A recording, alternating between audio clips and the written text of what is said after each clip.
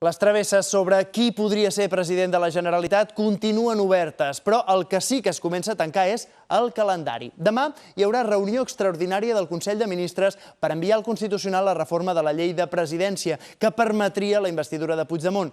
Dijous el Constitucional podria suspendre la llei i llavors Puigdemont faria l'anunci del seu candidat alternatiu.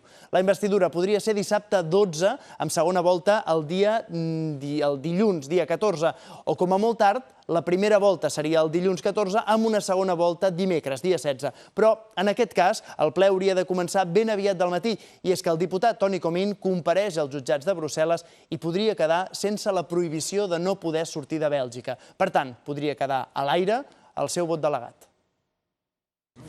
Junts per Catalunya s'ha fixat el 14 de maig com a data límit i, en tot cas, caiguin com caiguin la primera i la segona volta, l'objectiu és tenir un president investit a mitjans de la setmana que ve. La pressa també ve donada per la compareixença de Toni Comín davant la Fiscalia belga el dimecres que ve. Si aquell dia es modifiquen les mesures cautelars, també podrien canviar les condicions del seu vot delegat, i ara mateix